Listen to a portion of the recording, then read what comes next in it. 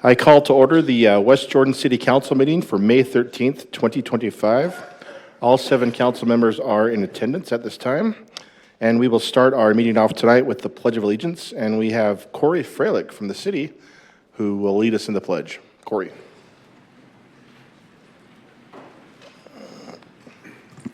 Will the audience please rise and repeat the Pledge of Allegiance with me? I pledge allegiance to the flag of the United States of America and to the republic for which it stands, one nation, under God, indivisible, with liberty and justice for all. Thank you, Corey. We will now go to our public comments for our city council meeting tonight.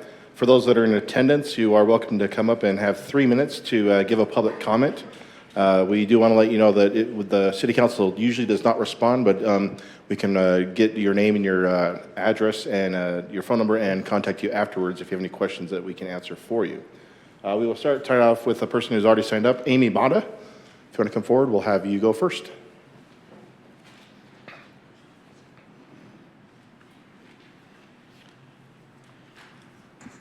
Good evening. My name is Amy Mata, and I am a volunteer with a nonprofit called Bailing Out Benji, and we work to end puppy mills and the suffering that goes on in the mills. Tonight, I wanted to continue my discussion about what the conditions inside the mills were like. I talked about the confined spaces and the poor food and water access that these dogs have. I wanted to talk now about the lack of veterinary care. Even though veterinary care is required by the Animal Welfare Act, in looking at the USDA violations for the first quarter of 2025, approximately 20% of the violations that were given to commercial breeders had to do with lack of veterinary care. Puppy mill dogs often suffer from injuries and diseases that go untreated. Injuries and disorders that don't affect a dog's reproductive capabilities are rarely treated. Arguably, the worst problem is untreated advanced dental disease, causing infection, pain, and severe cases, the loss of part or all of the mandible and maxilla. In addition, eye and skin diseases are common disorders that are often overlooked and untreated. Basically, if it doesn't affect their reproduction, because that's where the money is selling the puppies, then the breeder will not pay to treat that animal.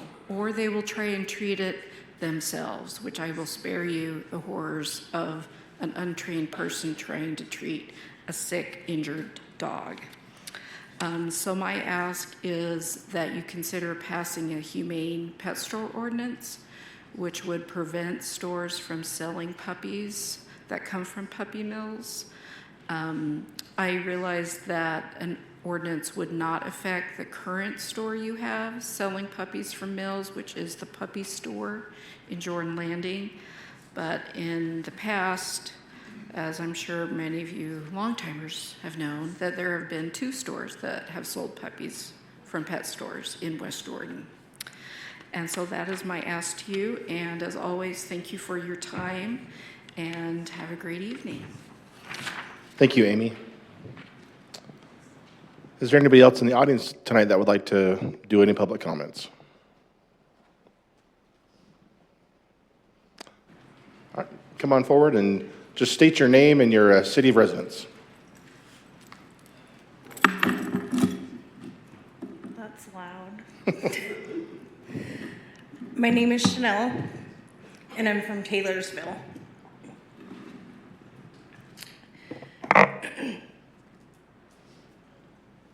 Just get my notes up here.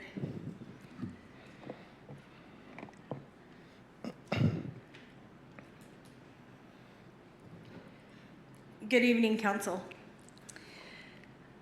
My name is Chanel, and I am the founder of Stand Against Fear and Exploitation, or SAFE, a 501c4 nonprofit working across Utah to protect communities from abuse, and exposure of organizations that use their status or faith as a shield from accountability. I am here tonight because I will be going from city to city until real change is made. Recently, Wanda Barzee, a convicted sex offender who kidnapped Elizabeth Smart, was found entering 2 public parks, violating her offender registry conditions. In Utah, this is treated as a Class A misdemeanor. This means a fine up to $2,500 and up to 365 days in jail, no mandatory sentence, and no felony. And the most alarming part, when confronted, she told police the Lord commanded her to, the same excuse she gave over 20 years ago when she abducted Elizabeth Smart, raped, and sexually assaulted her. This is not just a violation, it's a direct threat, and the data backs it up. According to the Utah Commission on Criminal Justice and Adult Justice, high-risk sex offenders reoffend at the rate of 22% within 5 years.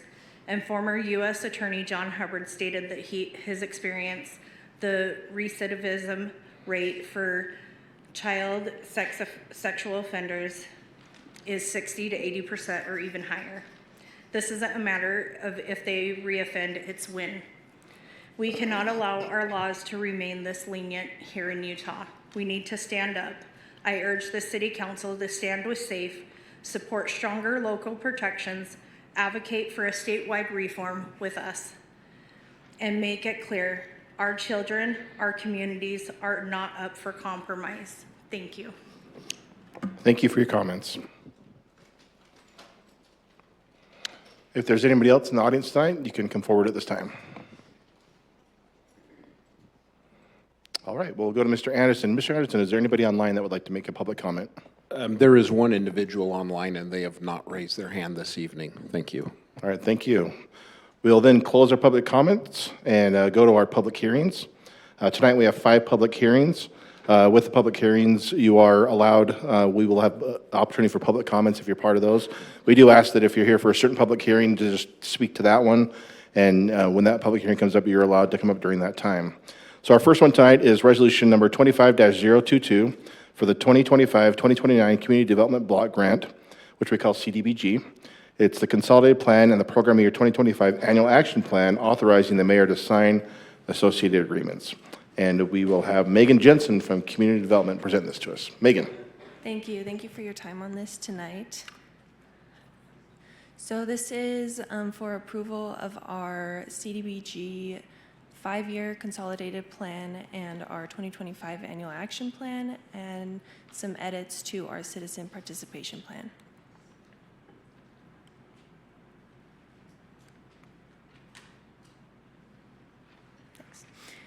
So just a note, our allocation has not actually come out yet. The Housing and Urban Development Department is going to announce those tomorrow, we're expecting. Usually they come out sometime in February. There's been some delays, and so we're expecting those tomorrow. At that time, we will have our CDBG committee meet and talk about priorities and different projects that we could do. And then at that point, we will come back to City Council with an amended budget. Right now, you have an outline of general categories that we would like to use the allocation on, and so you'll be seeing a more detailed budget later on.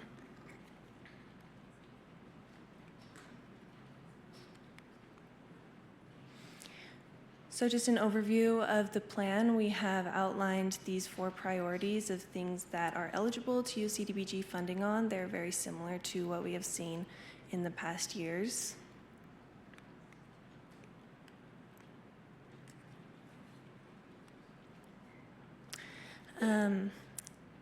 We have done some other citizen participation so far. We had a public hearing in the Community Development Department in February, and we had one comment from one of our public service providers.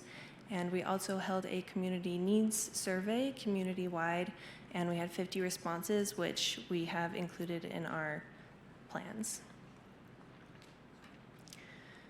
These are the priorities, and you'll see them in the budget for 2025, our annual action plan. These are also very similar to what we've seen in the past. And then we are also proposing some edits, some minor edits to our citizen participation plan, and they basically just clarify requirements for public noticing and public comment periods. And with that, I'm happy to answer any questions you might have. Do we have any questions from any of the council members? Looks like we're good to go. Sorry, I was going through my notes. Oh, never mind. So sorry. Go ahead, Councilmember Bloom. Maybe I read, so the program was funded but received no qualifying applications in PY '23. Were there barriers or issues because of that? Are you talking about the down payment? Yes, the down payment assistance, sorry. I had to go through my notes really fast, sorry. Yes, Yeah. for the down payment assistance. Yeah, so HUD gives income requirements for that, and right now in the housing market, it's just very hard for people to qualify for that program, so we haven't seen any applications. Will the program be restructured or discontinued or as status quo, how it is?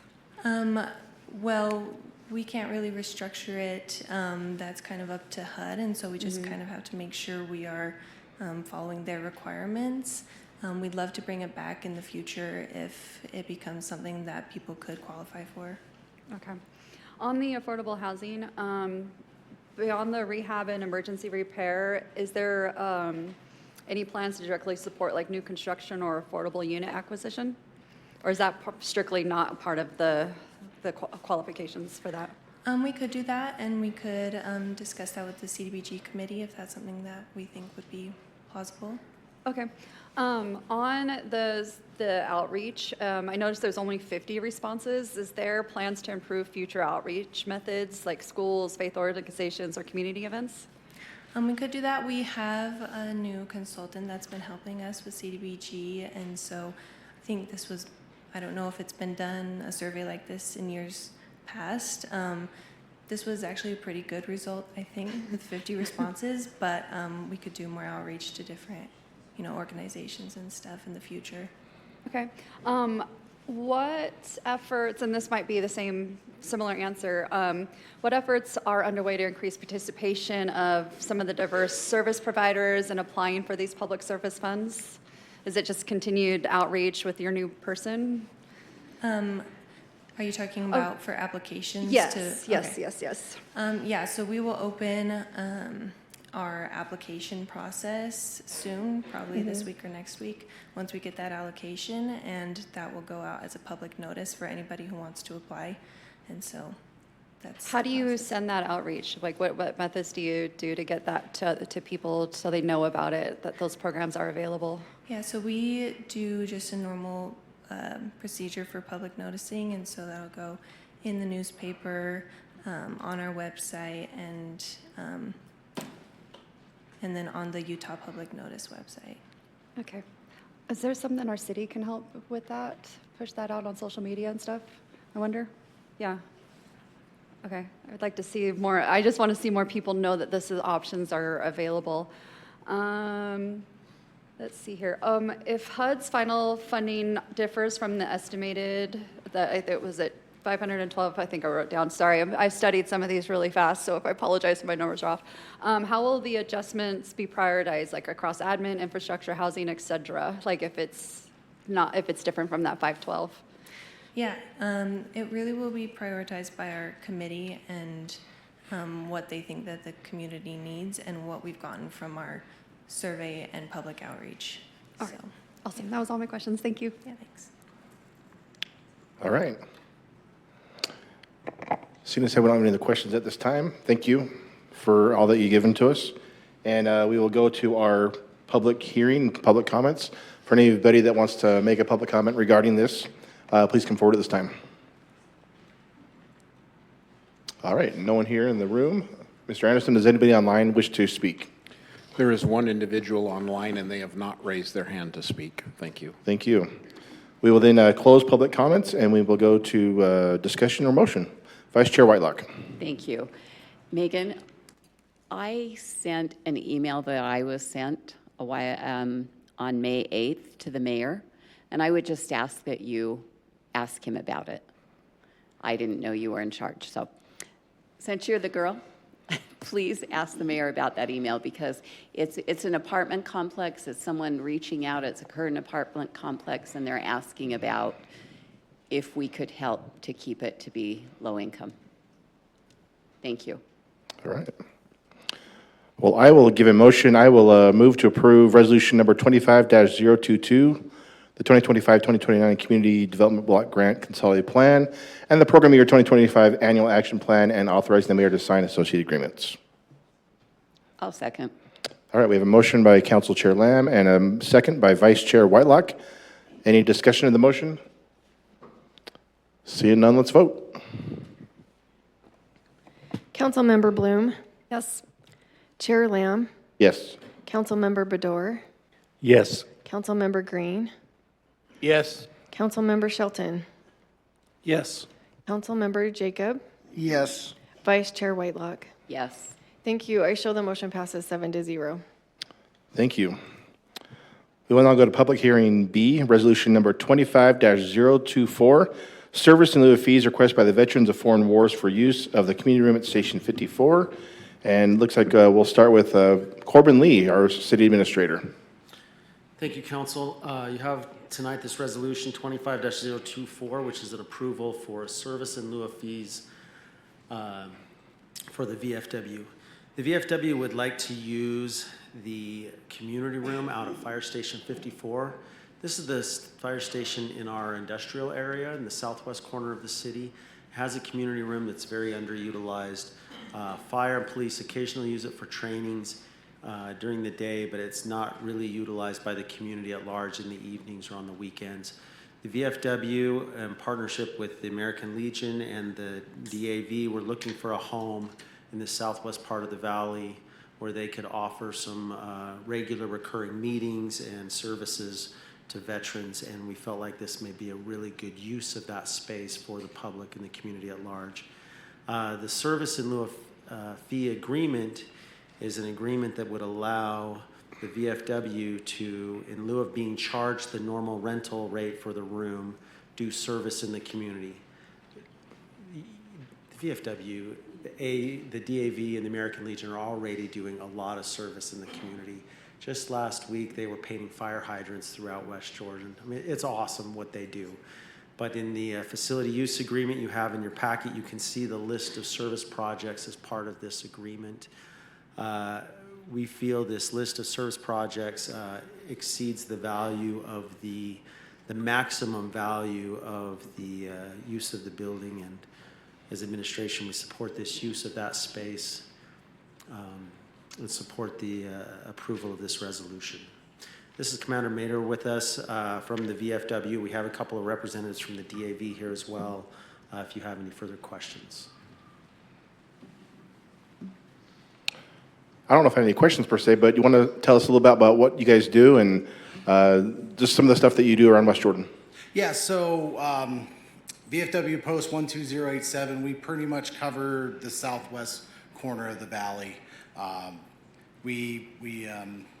Just a couple weeks ago, we had a veteran in need that came to our organization because they couldn't get into the VFW, trying to remember, I believe it was Valor House. And so we supported that veteran by putting him up in a hotel, giving him food and stuff like that. So that way they're not living out of their car. So that's just one of the many things that we've done just in the last month. We did the fire hydrants. We're looking to hold our monthly meetings where we do our business much like the city council does, but also to be able to have our other meetings. We have our auxiliary that meets with us, and that's kind of our front-facing arm for our service projects, because, well, we're old broke vets. We need our supporting arm to get us moving in the right direction. So, that's some of the things, I guess, yeah. All right. Well, thank you. Thank you for your service, and thanks for all you do for West Jordan. Oh, Appreciate it. Any other comments or questions from the council? All right, you're good to go. Thank you. All right. So at this time, we will go to public comments for this public hearing. If there's anybody that wishes to speak, please come forward at this time. Not everybody at once? All right. And once again, Mr. Anderson, is there anybody online that would like to speak? There is one individual online, and they have not raised their hand to speak. Thank you. All right, thank you. At this time, we will close the public comments for this public hearing, and I will look for discussion or motion. Councilmember Green. I've got just a couple of comments. And just make sure I'm on the right side of the law, Mr. Chandler. I will disclose that I am a member of the Veterans of Foreign War, post number 12087, lifetime member of the VFW. I'm also a member of the American Legion post that will be using that space. But because I have no financial interest, I should not have a conflict. Isn't that correct? Thank you. Just a couple other things. The VFW post that you heard about, besides painting the fire hydrants and doing other things, they're also the ones who, for the last 3 or 4 years, have been at our Veterans Day and Memorial Day events with the firing squad, the salute, the gun salute. Firing squad may be not the best, but yeah, they're the ones that have done the honor guard. It's been a long day. The honor.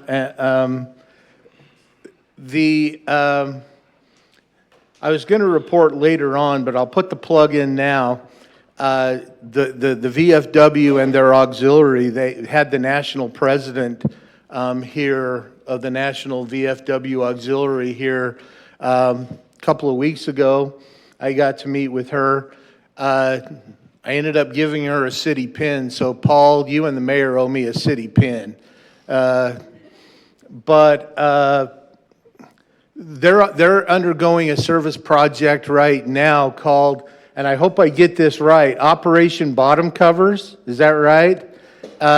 Anyway, they're doing a diaper collection drive to help the soldiers out at the armory and on the aviation facility. They're doing that diaper drive for disposable diapers to also support with the food pantry that's out in the aviation facility. If you didn't know, there was one there. They're supporting the diaper drive. So if anybody has any diapers they want to donate, you can drop them off. I already cleared it with the council office director. If anybody has some disposable diapers they want to drop off, and drop them off at the council office, and we can get them out to the aviation facility. Anyway, the last comment is that the VFW post, the 120087, is actually registered in West Jordan. They've been using Jim's Restaurant in Riverton to hold their meetings the last couple of years. And I know I helped trigger this with Corbin. This has been a process, a year and a half or so, that it's taken us to get to this point. But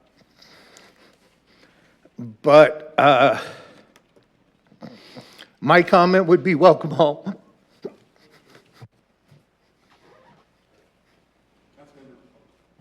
Councilmember Shelton. I would be very pleased to make a motion to approve resolution number 25-024, service in lieu of fees request by the Veterans of Foreign Wars for the use of the community room at Station 54. I'll second.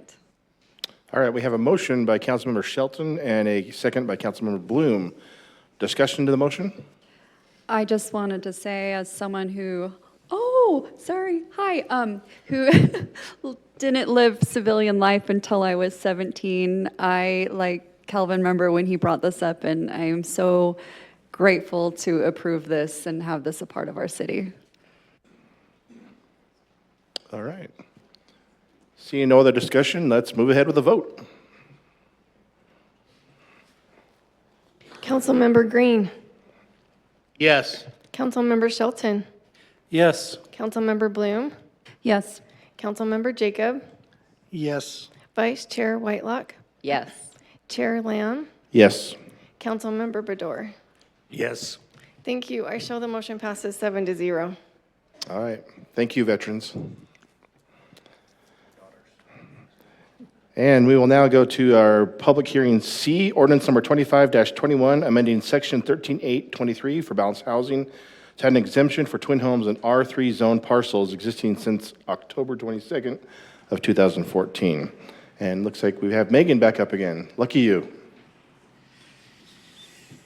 Thank you. We've been asked to look at our balanced housing ordinance and a possible exception for twin homes in R3 zone parcels that have existed since October 22nd, 2014, exactly how it says. So this is the amendment. You can see in red the added lines there. You'll see a similar exemption, I think F, for twin homes in R2 zones. This is really just trying to respond to housing needs in the city. We think this will really only affect a few parcels and lots in the city, but of course it would be applicable citywide. And with that, I'm happy to answer any questions on this. All right. Does anybody have any questions? Look at that. All right. Well then, thank you, Megan, and we will now move to our public comments for this public hearing. If there's anybody who wishes to speak on this public ordinance, please come forward at this time. All right, nobody in house. Mr. Anderson, is there anybody online that would wish to speak at this time? There's one individual online, and they have not raised their hand to speak. Thank you. All right. You're doing a good job, Mr. Anderson.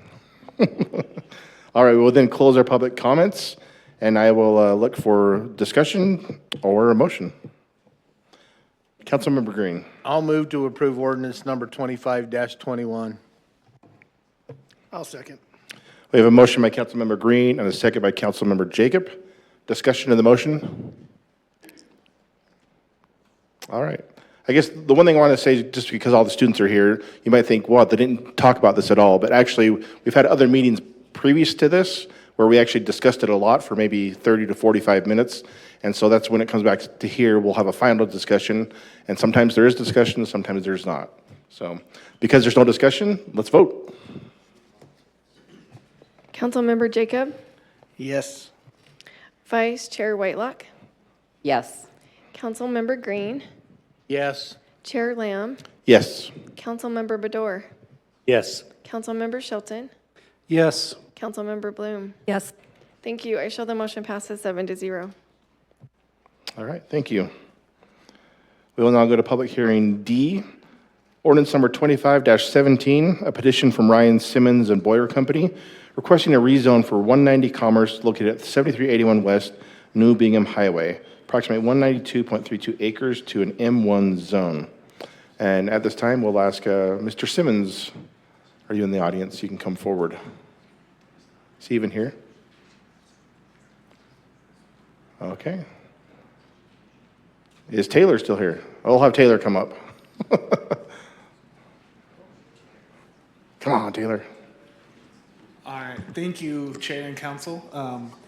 This is a rezone of about 193, just a little bit under acres out in the southwest quadrant of the city, from A20 to M1. So there you can see the vicinity map. It's just on the west side of U111 across from the Amazon, from the fulfillment center. The current zoning is A20, and the proposal is to go to M1. The future land use designation for this property is light industrial, so this is following our current general plan. Just what that shows. With that, This is something staff supports as it follows our general plan, and this will just allow for development to come, which follows what we have been planning in our plan, which was adopted last year. So with that, I'm happy to answer any questions the council might have. All right, Vice Chair Whitelock. Are they aware of anyone that's wanting to move there? No one directly. They did the 111 Commerce Center, and it was filled up very, very quickly. And so in conversations with Mr. Simmons, he said they want to do something similar, but maybe target smaller pad sites rather than as large as 111 Commerce was, so maybe a little bit smaller individual tenants. Okay, thank you. Councilmember Bloom. I can't remember, I didn't have this in my notes written down, but what was the intended timeframe for phase one in that? I think as soon as possible for the phase one. Say that again? As soon as possible for phase one, which would Okay. be down in that north corner. This property kind of splits two water zones. Yeah. And so they're going to be putting all they can in zone 6 because the infrastructure is already in place there. Zone 7 will probably come around later after that's developed. Councilmember Jacob. Thanks. For some reason, I thought this was part of the Gardner application for the larger southwest quadrant master plan kind of discussion that we had a week or two ago. Yeah, it borders that because that's everything north of New Bingham, but New Bingham is that divider line. It doesn't come south of New, but for some reason I thought it did, and I just couldn't It figure out does how this at played into Gem, it. but that's the only place where it crosses. Okay, that's further east, yeah. Okay, thanks. All right. Oh, someone always pops up right when we think we're done. Councilmember Green. I'm going to ask the weird question. I know it's on the future land use map as M1, but why wouldn't it make more sense to be southwest quadrant than M1, since southwest quadrant allows the light industrial use anyway? Yeah, that's a good question. This was on our general plan. I think probably the biggest differentiating factor is southwest quadrant allows for residential. And so the utility demand and modeling for the master plan would be significantly different if this went southwest quadrant. Councilmember Bloom. Sorry, I was going back between the notes from when we talked about this before, and I had this question. On the ALTA survey findings, there was over 30 easements recorded. Is that a potential red flag or conflict that would limit the site layout or access? I mean, that's always potential. We can work through that. The good thing about when you're platting things is you can move those easements, abandon those, and put them in public right-of-ways, which is a better place for those to go anyways. But that's all something we'll have to take care of at platting. It was in my notes, and I wanted to bring that up because that caught me a little bit. Yeah, it's a big, old property, so there's a lot that does go through there. All right. Well, thank you, Taylor. We will now go to our public comments for this public hearing. If there's anybody that wishes to speak, please come forward at this time. All right, seeing none in here. Mr. Anderson, do you know if we have anybody online that would like to speak? There is no one online, and so I don't have anyone who's raised their hand. Thank you. Then we will close the public comments for this public hearing, and we will move to discussion or motion.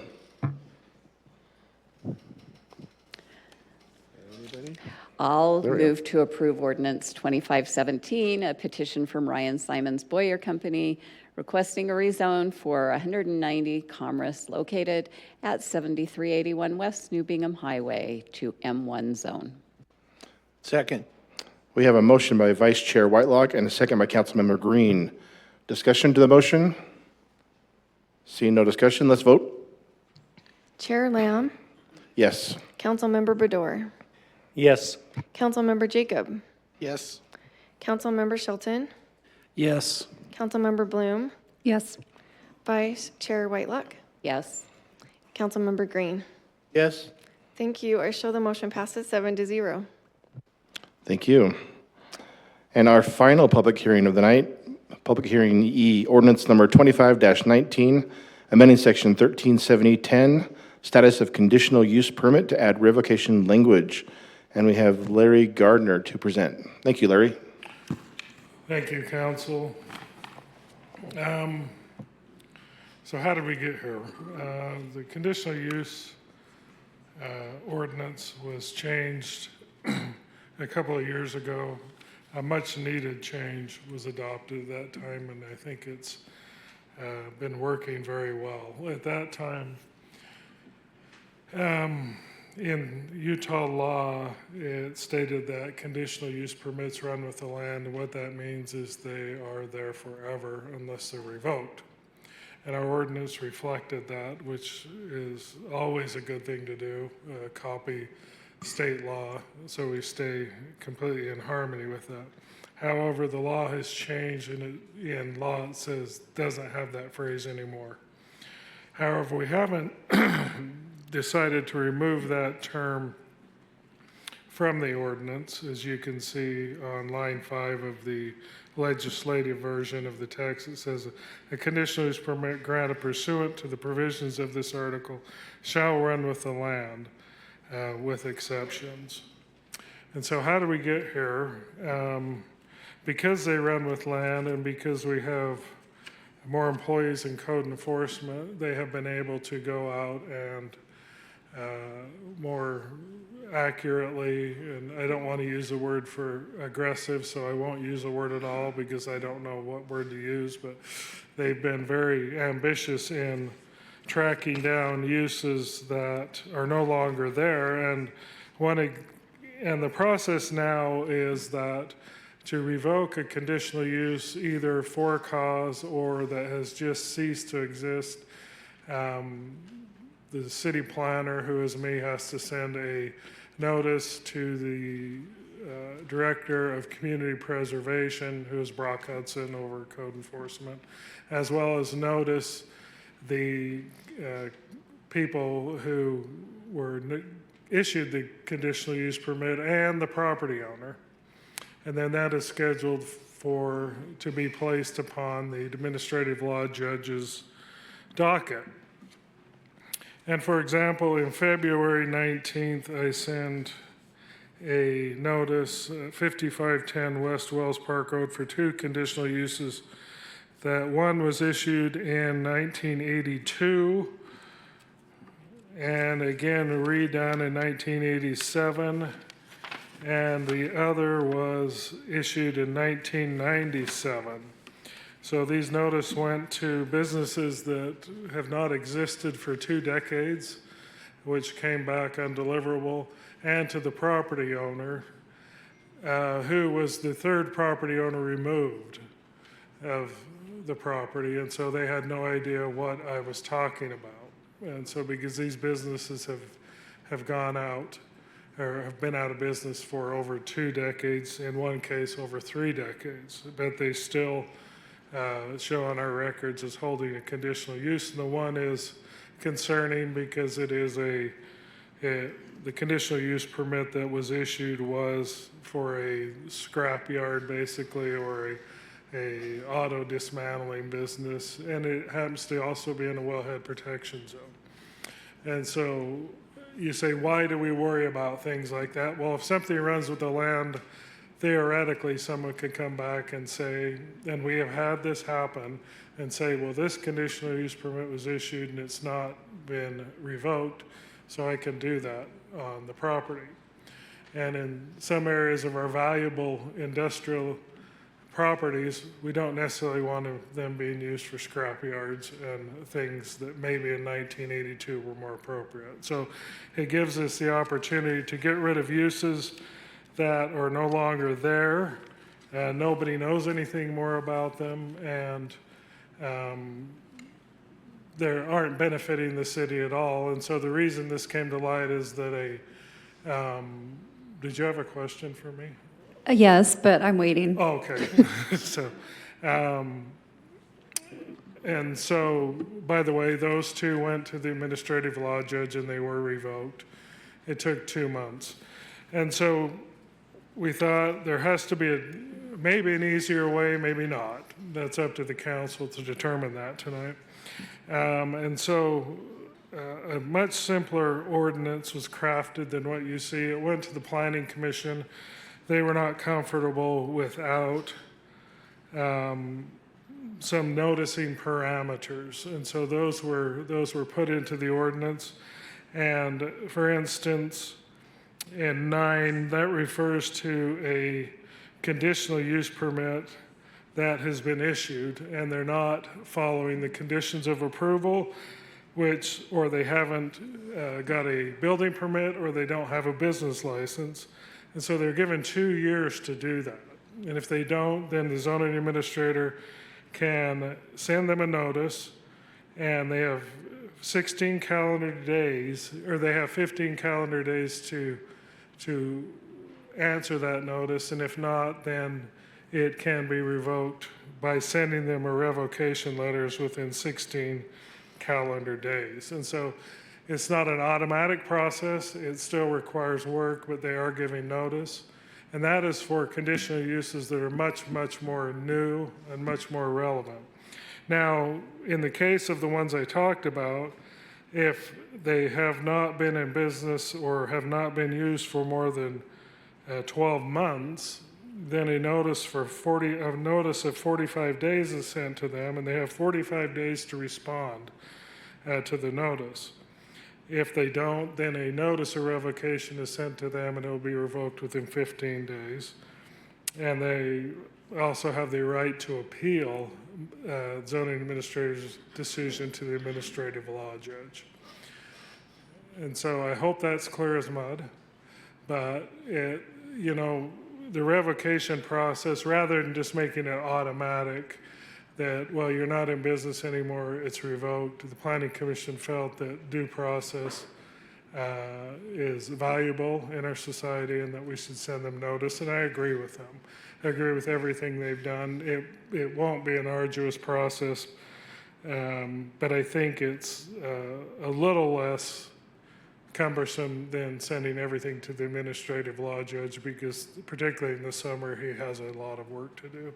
And so with that, do you have your questions? Yes, I have questions. Sorry, I had 8 questions, and you already answered most of them, so I was a little excited. Wow. How many of these legacy CUPs are there? And I cannot answer that. Okay. I think right now in the city, over the years, they have issued over 400 and something conditional use permits. Oh, wow. Let's say they do, like the owner does respond within 45 days. Do they still get a hearing? How's that process? What's the process for that? Within 45 days, if they appeal to the administrative law judge, then the old process, I would appeal, send a notice to the Director of Community Preservation. He would schedule the appeal with the administrative law judge. Okay. And you answered everything else for me. Thank you. Okay. Councilmember Shelton. Personally, I fail to see how due process is being violated when the business is no longer even there or property has changed hands. I feel like perhaps the process is a little, what's being requested is still maybe too cumbersome. Okay. Councilmember Green. Before we go to the public hearing, I'll just address that the current law requires the conditional use to run with the land. So if a previous landowner got the conditional use, the new landowner picks up the conditional use, that business may be out of business, but the new landowner may have bought it knowing that there was a conditional use. And so really that landowner probably ought to be put on notice somehow. I think that's where that comes from. So in my reading, I saw that most of the time when you were addressing this issue with landowners, they were completely unaware that this CUP even existed. So the two of them, yes. Mm-hmm. Anyway, I just don't want to tie anyone's hands by undue or unnecessary notifications. Understood. All right. Thank you, Larry. We will now go to our public comments portion of this public hearing. If there's anybody in the audience that would like to speak, please come forward at this time.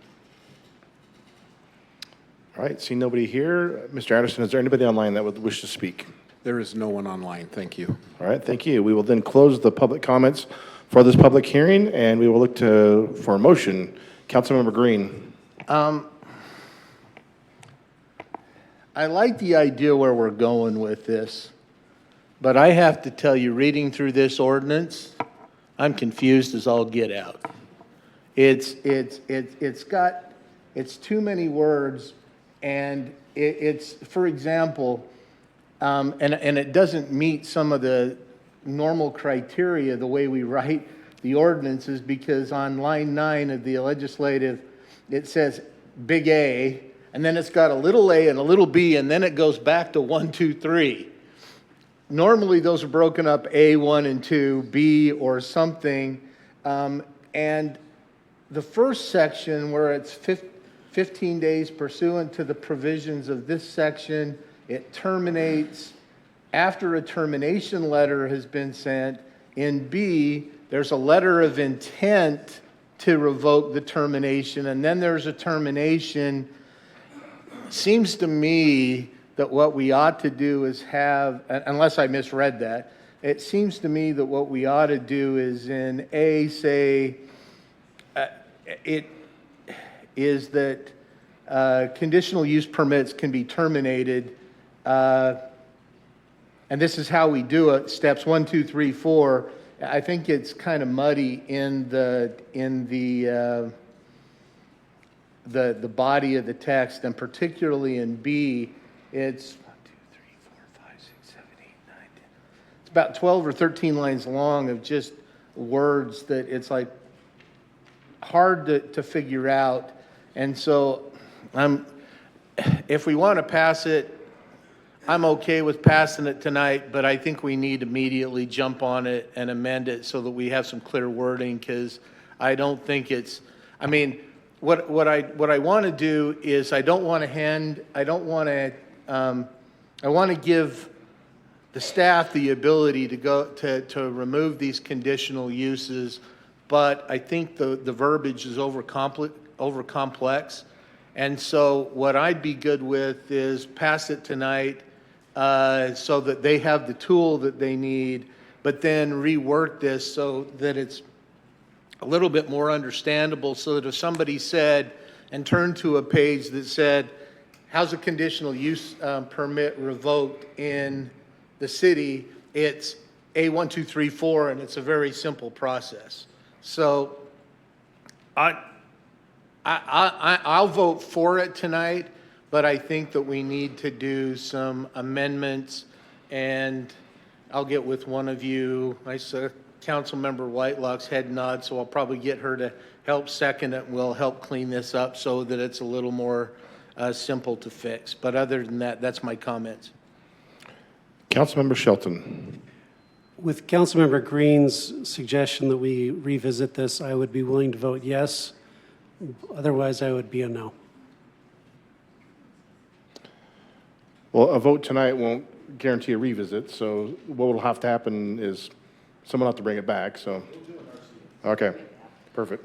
Councilmember Bloom. I was just saying that as a non-attorney, I got it quite clear on this, and my takeaway was like, all right, this is a good cleanup and efficiency. We're not changing policy. This is terminating long dormant CUPs and allows the city to impose modern conditions. Like, I completely got it. So if we want to clean it up to make it even clearer, that's great. But to me, from a layman's perspective, it was fine.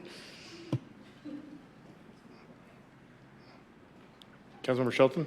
So my issue, I'll restate, is the noticing.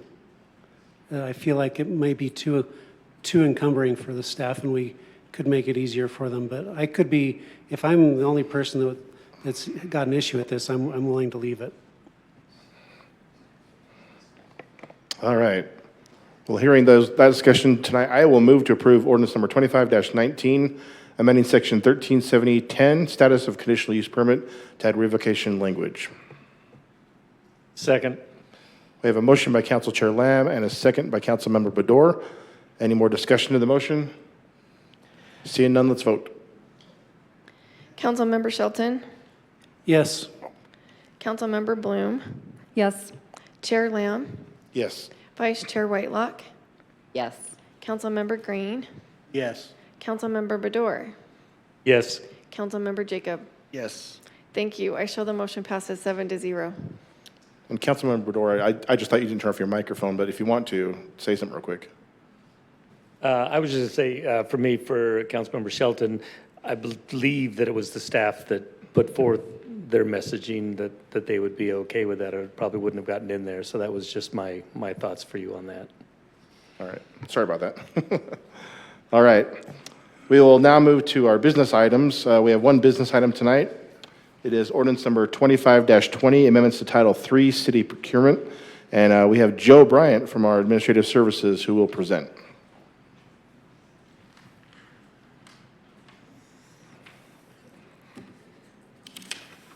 Council members, in collaboration with our departments, we are presenting and proposing revisions to our procurement code for your consideration and approval.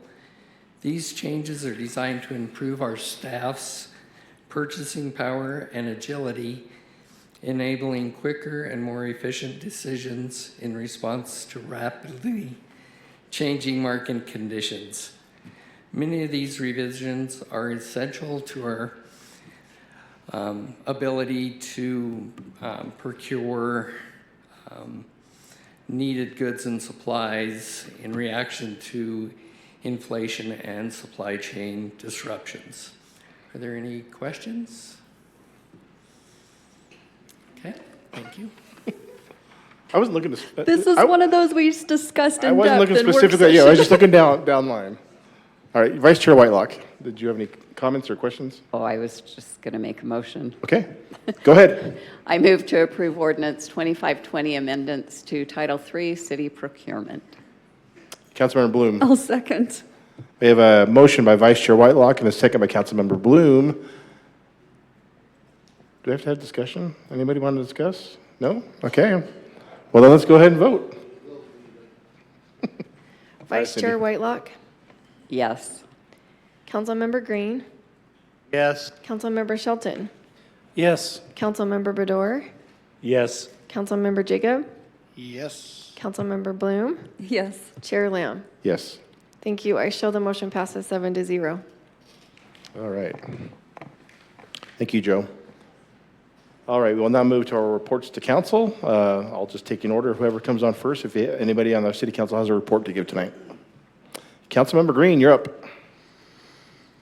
Yes, yesterday we had the, let's get the name right, South Salt Lake Valley Mosquito Abatement District meeting. I hope that's the official term. I know it was something like that.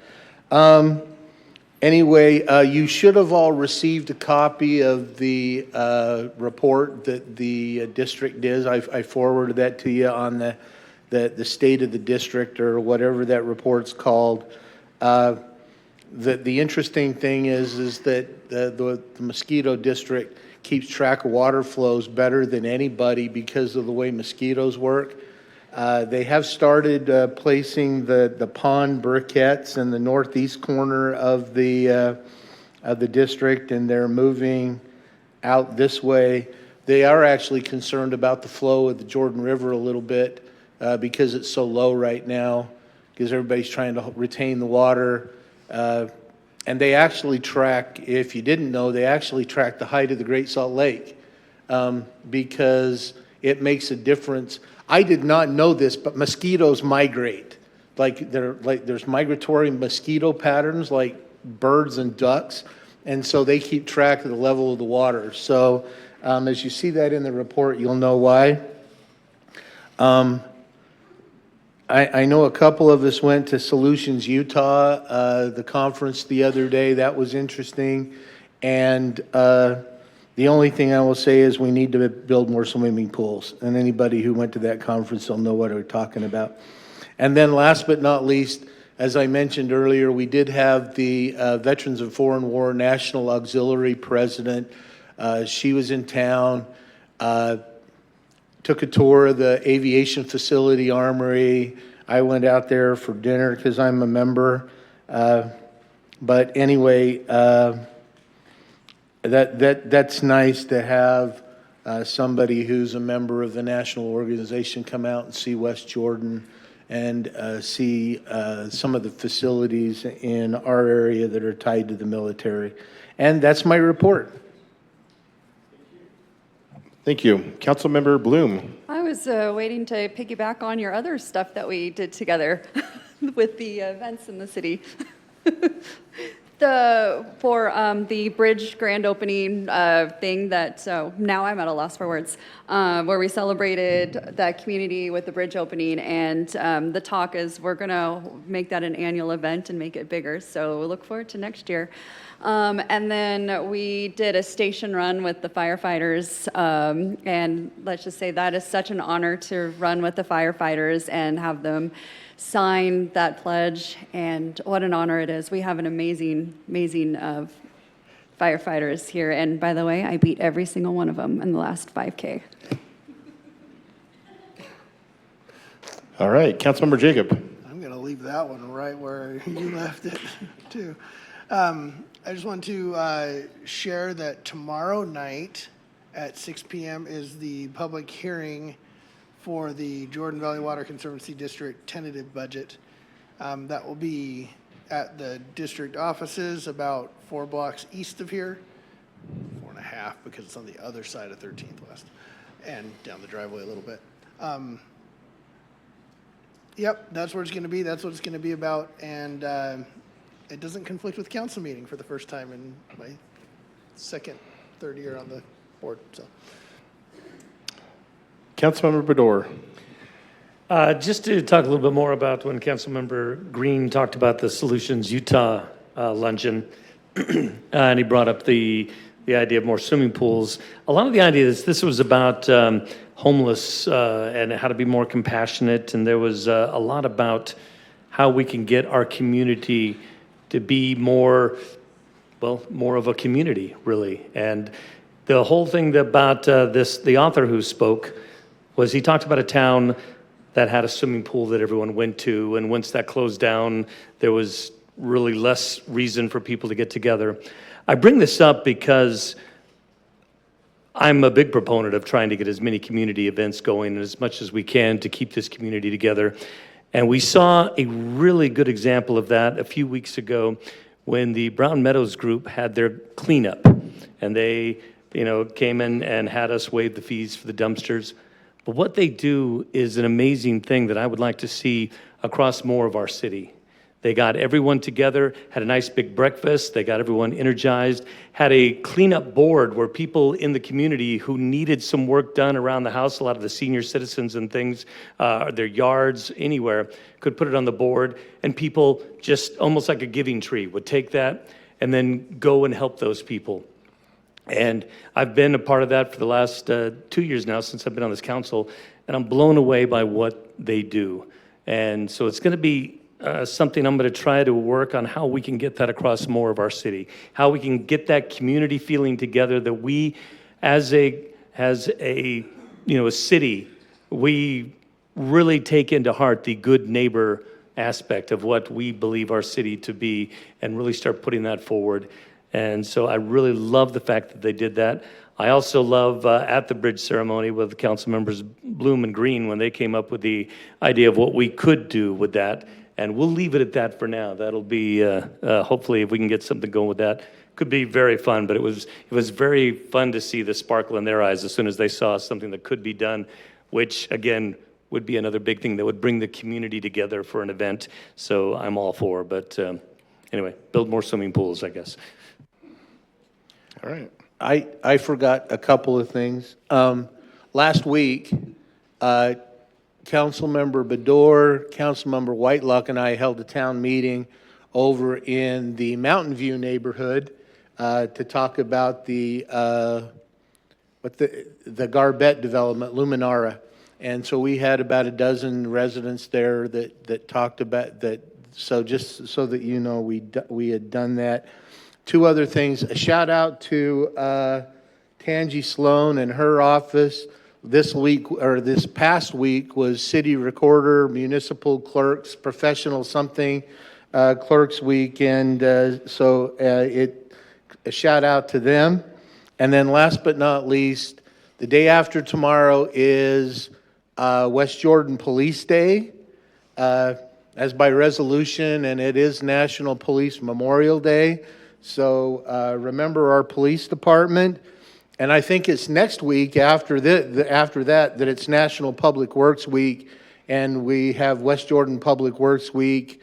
So if you see anybody in Public Works next week, say thank you. If you see the police this week, say thank you. And now I'm done. All right. Mr. Anderson, do you have anything from the council office? Just one thing, Chair and members of the council, and that is the Youth Council is wrapping up their year, and there's a lot of high school kids that are here. So the Youth Council, West Jordan Youth Council, will be giving their annual report to you at next meeting. We do have open registrations now for those that are attending Itinerus, West Jordan High, Copper Hills, or just be a resident of West Jordan if you're going to a different school, another school. We will be having some outreach going to the schools through Peach Jar and some other recruitment methods, and we look forward to launching next year's Youth Council in August. Other than that, I don't think we have anything to report this evening. All right. Thank you, Mr. Anderson. Mr. Mayor Burton, we will now give you some time. Come over here. We'd like to welcome our guest here. All right, let's take a look here.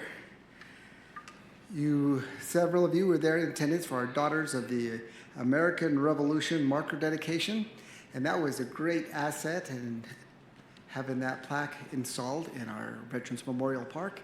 The weather wasn't too accommodating. We ended up holding it here in this room, and it worked out just even better probably, because I think they were able to hear the speeches from everyone while they were in here. And I also learned from that experience that even though the Daughters of the American Revolution looks like D-A-R, they don't go by DAR. So if you ever have come across them, don't call them DAR. They'll let you know that's not correct. We have a lot of great things that come into our city that happen, and one of them was the Tumbleweeds Film Festival. This is their third year. They come over to the Viridian, and they teach kids how to make movies, and the kids make movies. It's like a miniature Sundance with children, and they have little videos that are just a blast to watch. And I watched some of them, and here's these kids. This guy, he's trying to get over the fence into the backyard to get to a ball, and he's doing all these little tricks, and he's falling off the roof and falling flat earth, and it's kind of funny because they're using their special effects. You see him up there, the next thing you see is they see him laying down the ground. You didn't see him actually do the fall, but it was just a lot of fun. But it's just so good to have all these people coming into West Jordan to perform their events and activities. And on that same day as that, we had Art in the Park. And I saw several of you over there, so thank you for coming out and supporting that. That went quite well. It was quite a breeze. Okay, it was very windy. But that was a third one, I believe. And it didn't rain like it did last year, but it did blow some wind. I had the opportunity to attend the Zero Fatalities Safety Summit, and while I was there, which I didn't know this was going to happen, was, as you see in this picture here, that is Kazan Marsing. He's 16 years old, but he was 13, and he was Eli's friend when Eli had gotten hit. And so this was an important part because Zero Fatalities, he was one of the fatalities that kept them from reaching that goal of zero. And that was, he was the keynote speaker of that event, and that was pretty cool. We had our block party, 8600 South. We got that bridge opened at an awkward time on January 2nd, I think it was. Not a good time to stand outside and celebrate, but we went here and got to do that last week and celebrate that party, that bridge being opened. And one of the great things on there, you see the picture of the chalk work there, but what was even better, there were some drawings and pictures on there. And I thought, never again will we have artists doing chalk art on the middle of the road on, say, the 600 South Bridge. So that was kind of fun. Well, I hope. We have plans not. for next year. Well, that's true. We could close it down again. Only if we close it down. So anyway, that was great, and that's helped. Even though West Jordan is growing, that helps bring us together and help connect parts of our city. And the students, West Jordan High School students, Copper Hill students really love it because they can get to school a lot easier. Okay, you guys can listen again now.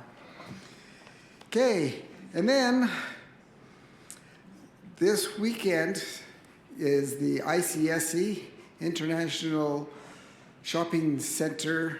I can't remember what else this is for. Shopping Center. Anyway, conference. It's a great big conference in Las Vegas. Our economic development people and I will be out there helping recruit some businesses. As you may recall, some of the big businesses like Home Depot started here at this conference, and other big businesses like Costco. We recruit at events like this, and so Mr. Dobbins has arranged a tight schedule, and we have appointments to meet with possible vendors or businesses who could be a good fit for our city. So that will be happening this weekend. Other things that are coming up that affect our community, we are starting our first movie in the park. Now, we kind of did a movie in the park, sort of, back in 2020. It was kind of in the parking lot and you did it from your car, but this is actually going to be a movie in the park. That's starting. That'll be our first one. It'll be on May 16th. We're going to be showing Mighty Ducks. We invite you to come and join with us. This Saturday, May 17th, is Dumpster Day. So if you've got some trash you want to get rid of and you don't want to drive all the way to the dump and you don't want to spend extra money, come out and join us at Dumpster Days. We'll take it off your hands without any additional charge.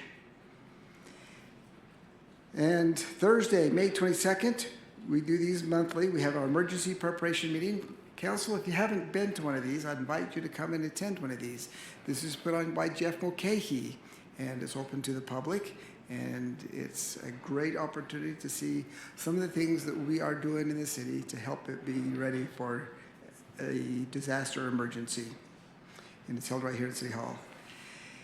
Okay, on Saturday, May 24th, will be the Special Olympics Law Enforcement Torch Run at Veterans Memorial Park.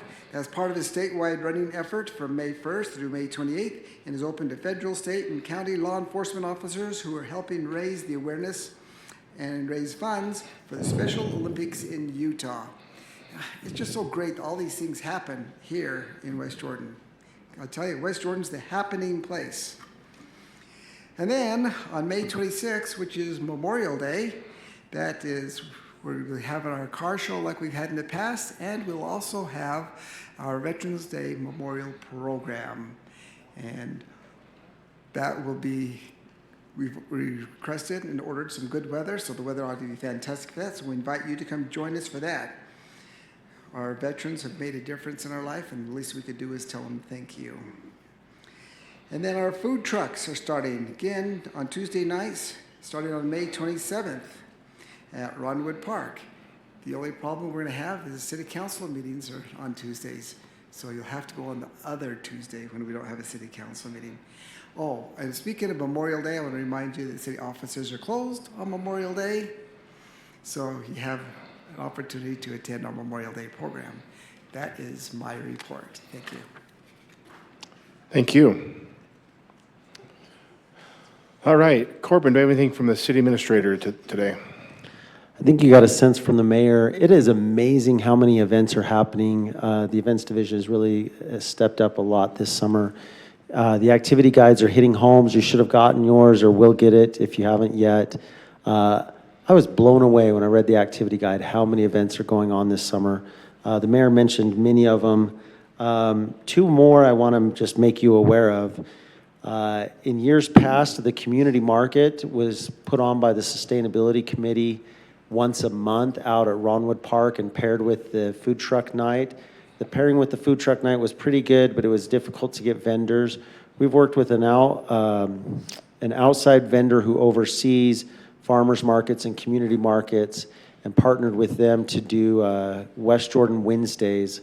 So the community market this year will be every week, not just once a month. It will be on Wednesdays, and it will be here at Veterans Park rather than out at Ronwood Park with the food trucks. So the food trucks will still happen on Tuesday nights, but West Jordan Wednesdays and Veterans Park will be the community market, and those will be every Wednesday from July through the end of September. It will have more vendors than what we were able to get when just the Sustainability Committee was putting it on. So we're very excited about that. We think that will be a great event in the community. Speaking of other events happening in the community, when we built the Wheels Park, and we're working on the next phase of the Wheels Park, we partnered with the Olympic Training Facility that's just down the street from the Wheels Park and the operator of that facility to help us with our next phase on the Wheels Park. And part of that agreement in the development of our park is that they will also put on clinics and events and demonstrations from the Olympic athletes and the professional athletes and X-Game athletes that train at the Olympic Training Facility. The first one of those is this Saturday. It's a girls ride together event, specifically for getting girls on bikes. Olympic athletes Paris Benegas and Hannah Roberts will be there giving demonstrations and teaching kids how to be more comfortable on bikes. It's going to be awesome. That's the first of many of these trainings and clinics and camps that will be held at the Wheels Park. Speaking of the Wheels Park, we applied for a Utah Outdoor Recreation Grant for the next phase of the Wheels Park. We asked for $1 million. There were a lot more applications than there was funding this year, and we were approved for the full $1 million. So we received $1 million match grant to do an additional phase at the West Jordan Wheels Park. This is state funding specifically aimed at outdoor recreation and outdoor recreation facilities that draw in people from outside the area and hopefully outside the state. They really like the vision we have for the Wheels Park and funded it. That's the largest grant award they gave, was a $1 million amount, and we were one of the recipients. A lot of thanks goes to Jeremy Olson, who put together our grant application for that. Really amazing. Corey and Tyler Crawford and Corey Freilich in Public Services did an awful lot of work to prepare for that as well. It was really fantastic. So we're anxious to see this summer. We're putting in picnic tables, bathrooms, lights. The bike trails are starting. The bike jumps are starting this summer. This grant money will be for 2026 expenditures. So good things are really happening out there, and we hope that all the good things we're doing at Ronwood with the fields and the Wheels Park, it helps to strengthen our application for the rec center as well. The wastewater team is working through the night last week and this week. You may see them if you're out driving our major arterials at 2 o'clock in the morning. I don't know if you are, but they're out there cleaning out the wastewater pipelines that are in the arterials. They do it in the middle of the night because it's when the traffic on those big roads like 90th and Redwood Road is the least, and it's also when the flows are the lowest in those pipes, so we can really blast out the pipes, get them cleaned out, take care of any blockages, and then run cameras through them and check those arterials. So they're doing that kind of work right now. It's hard work. It really, they're not regularly working evenings. So for 2 weeks in the spring, 2 weeks in the fall, they're shifting their schedules to do all this night work. Speaking of utility work, we talked a couple of weeks ago about the emergency work we're doing in 90th South in preparation for UDOT plowing or doing an overlay from Redwood Road to Bangerter. One of you asked what projects got bumped because we needed to suddenly do these emergency tie-in lines so that we're not tearing up a new road after UDOT puts down that fresh asphalt. The project that got put on hold was the 8600 South utility line. That was one that we were prepping for, we were all ready for, got put on hold. We'll go do 90th. As soon as we're done in 90th, we're back over there. That was okay. That was not it was a critical project, but it wasn't serving a large portion of our community, so That's what's happening there. Lastly, I just want to update you on a couple of things that the Public Services Department has been building and working on. You'll notice if you've been in Veterans Park recently, the event stage is coming together. It's framed up. You'll see the steel over it. It should be done by the end of this month. Also, if you've been out to the cemetery, you may notice the work being done for the columbarium. As our cemetery fills up, we need to get creative about ways to offer cemetery services to our community, and putting in a columbarium is one of those ways. This is a above-ground vaults for the ashes of loved ones. And it's a new offering. It's something we haven't done before, and we think it will be well-loved and well-used. Finally, with the help of the Youth City Council and the Sustainability Committee, the Public Services Department has been working on improving the community garden over in Senior Park.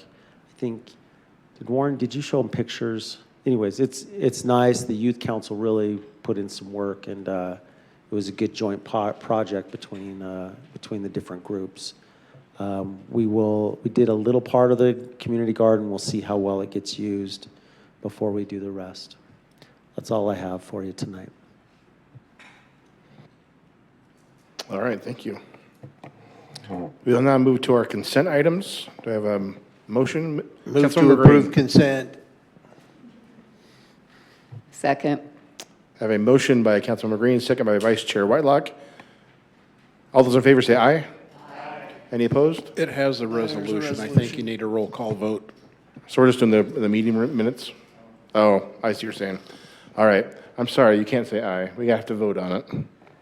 Councilmember Bloom, Yes. Chair Lamb, Aye. Vice Chair Whitelock, Yes. Councilmember Jacob, Aye. Councilmember Shelton, Yes. Councilmember Bador, Yes. Councilmember Green. Yes. I show the motion passes 7-0. Thank you. All right. Before I adjourn the meeting, we do have a Fairway Estates meeting right after this. However, I think we'll take a quick break to give the students an opportunity to get signatures and take pictures, and then we will have the meeting after that. So at this moment, I will adjourn our city council meeting for tonight.